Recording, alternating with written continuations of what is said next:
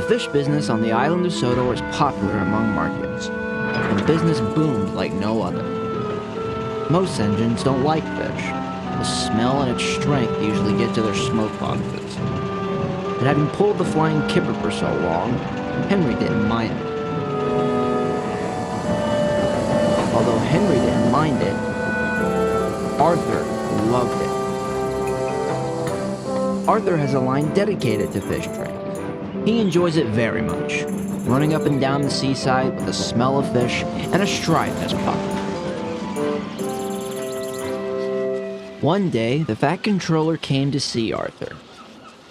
"It is with great pleasure that we have a new shipment of fish coming in. The fishermen have worked hard and have caught many new species. If I remember correctly, there was wolffish, John Dory, and a type of tuna. Bluefin, sir. That's it. Now I know you're excited, but..." He trailed off. "There is a complication involved.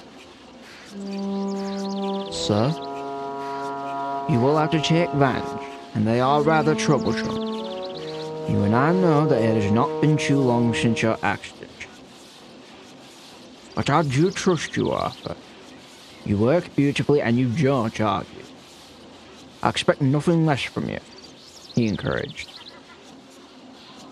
Arthur was pleased that the Fat Controller trusted him, but it didn't help his worry.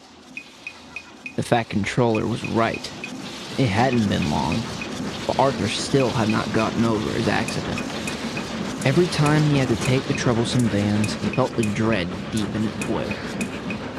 There was one particular van who had no respect for Arthur, or anybody for that matter.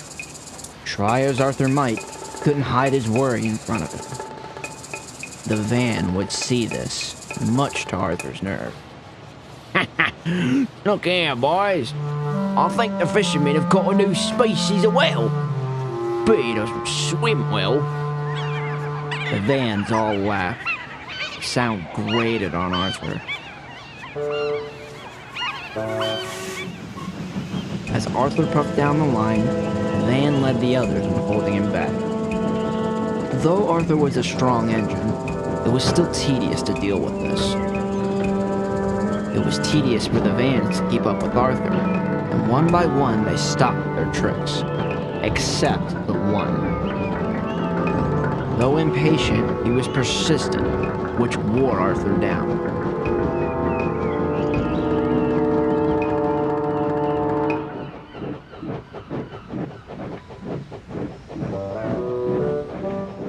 Later, Arthur returned to Vickerstown, tired and smelling of fish. An engine from the mainland was there. He looked over and saw the letters on Arthur's tank. "LMS," said the engine, intrigued. "It's nice to see one here on Soto." Arthur was tired, but still gave a smile. "I'm Arthur." "Burn it. Long day already?" he said. "It's those vans," voiced Arthur. "They hold back, don't listen, just pile on insults. It's quite wearisome after a while." "Trucks will be trucks," the engine declared. "In my experience, I show them who they're dealing with. I tell them I'm in charge and no other, and if they don't see that, they get bumped.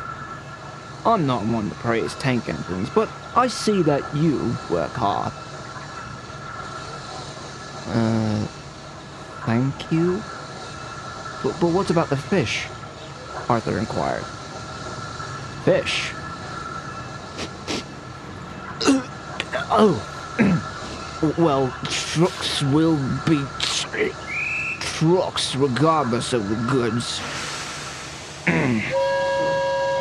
The guard's whistle blew, and he set off down the line. "Take my advice, Arthur. It helps." Arthur was not one for confrontation, but wanted anything that would help. He decided to do so the next day. When the next day came, Arthur puffed into the yard. He saw the van, a sneer across his face. Still beached, are you? You need to head back to the sea soon. Arthur put on a stern face, but what came out wasn't as stern as he hoped. You listen here. I won't have it with you. You understand? Yeah? Yes, I'm in charge here, he declared. The van cackled. We'll see about that. You will. Yes.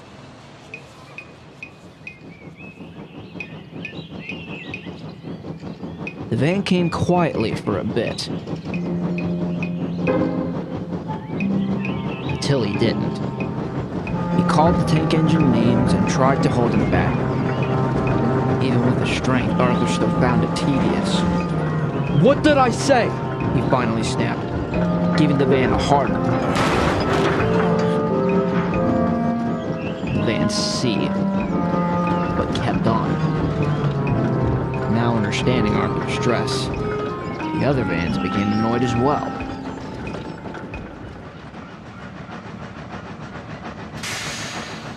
They finally reached the harbor by the big station. Arthur was tired once again.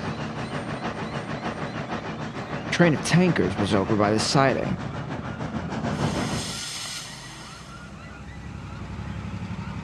Diesel rolled over, noticing Arthur's weariness. All right there, Arthur. I could be better, Diesel, he vented. There's a van on my train that won't stop pestering. I was told that a good bump would do the trick. Well, every once in a while, Diesel voiced, per my recommendation if they're unmanageable. But never mind that, let's get this sorted. Yes, please. But the van had other ideas. When Arthur tried to move, he held back with all his might. Arthur grew cross. Oh, stop it! The van gritted its brakes. Arthur gritted his wheels. The noise was awful. Before anyone could say anything, the coupling snapped. Arthur shot forward and bumped the tankers hard.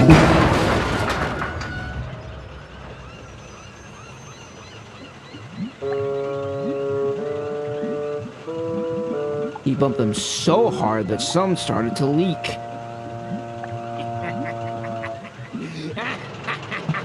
Oh dear. Are you alright, Arthur? Arthur?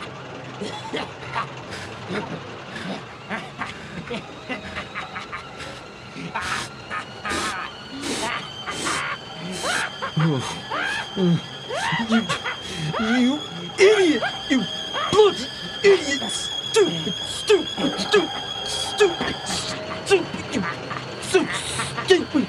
You idiot!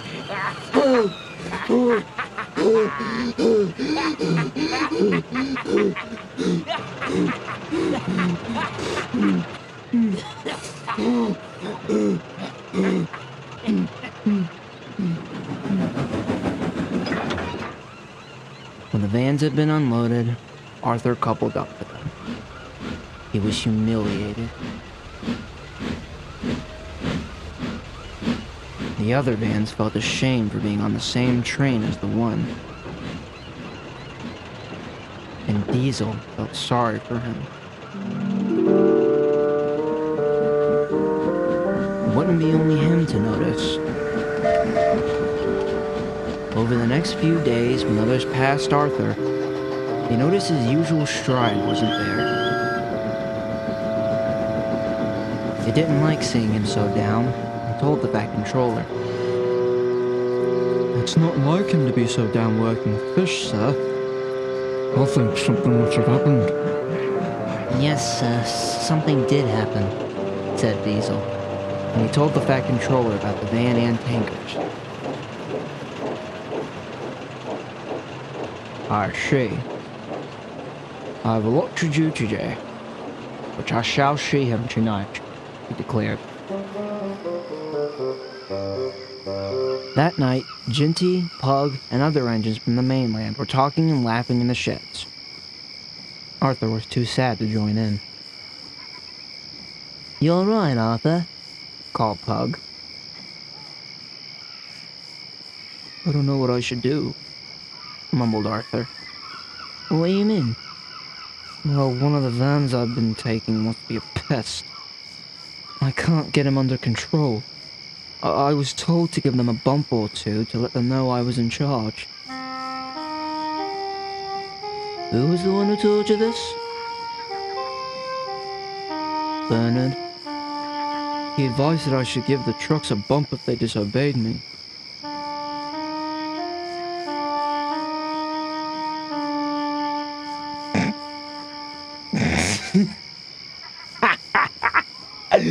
You must be joking.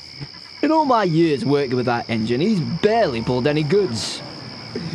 Oh, good grief, Wiki. Oh.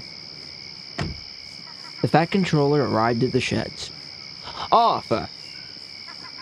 Arthur felt the knot in his boiler. Sir? I've noticed you have been much more strange in your work. Yes, sir. The others have told me about a change in your attitude. Yes, sir. Would you like to tell me what's going on? Well, sir, you told me that I'm a hard worker, but I feel like I could be doing more. There's a van that I had to take that's impossible to discipline.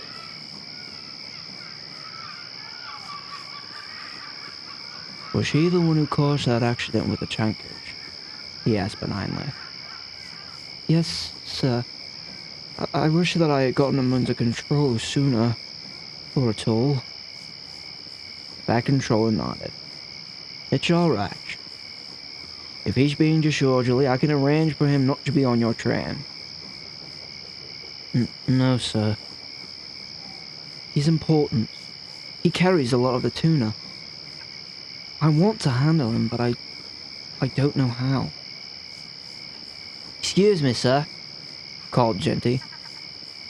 I've had my experience with trucks. Would it be alright if I helped Arthur? Would you like that offer? If you're serious, that would be great. Good. Now please realize, Arthur, like anyone else, I'll count on you. I won't exchange you or have it any other way. You're my engine, and considering how you work, there's no chance of that changing. Arthur felt relieved and loosened.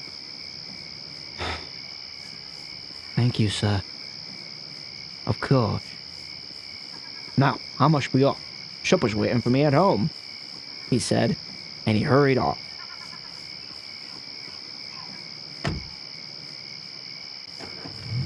Now, who's that Wiki engine? Pug chuckled. That's Bernard. He used to have this nameplate, Giggleswick, which is where Wiki came from. And then he got an overhaul and a livery change. It doesn't stop us, though, stated Ginty. You want to know how many good strands I've seen him take? How many? Said Arthur. 3. And I've shunted all 3, and he moans like anything. Give them a bump, my axle. The other engines laughed and laughed. Arthur found it the funniest thing, and he had forgotten all about the van. Until the next day. He saw it over in the siding. Ginty puffed up next to him. Is that the van? Arthur gulped. Yes, that's him. You want to know my best advice? Ignore it, because he's bound to give it up sometime. That's just the problem. He doesn't, and it's driving me mad. Right, and you're a strong engine, and you could... And Ginty told Arthur just what he could do.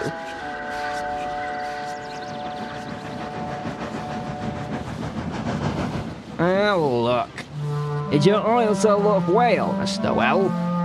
Oh, get it up, man. You're just making a fool of yourself. Oh, am I? He said. But Arthur was determined, as much as he was dreading. He puffed down the line, and soon enough the van was up to his old tricks. But Arthur pushed on. Then the van decided, "How do you like this?" And he put on his brakes. Arthur saw the opportunity and surged forward with all his strength. The van growled, the brakes screeched, the noise was awful. The van flew cursing. "And you fat fish-smelling bogey, you think you can ignore me? I'm essential, and I'm not to be ignored. And all the..." With a crack like thunder, something on the van broke. Arthur felt the train become lighter, and he slowed to a stop.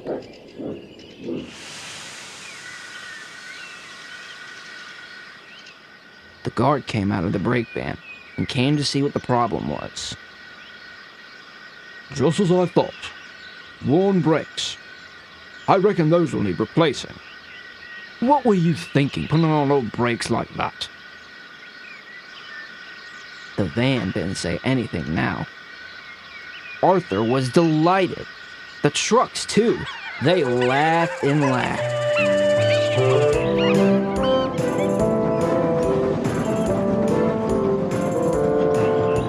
The stride in Arthur's puffs soon returned, and he was back to working swimmingly. The Fat Controller was pleased. Arthur came into Vicarstown, and he saw a peculiar sight. Well, well, well. Your fourth ever goods train. How is it? "I'd say, Arthur, that it's quite lovely," said Genty. "The pug shunts your train. Quite the shunter for goods, isn't he? And you have fish on yours too. But I had a feeling you didn't like the smell of fish. I'd get used to it just as any hard-working engine would. Take my advice, Wiki. It helps." "Oh no, not you too," Wiki said, embarrassed. Arthur laughed, jesting, and he puffed over to help with the trucks.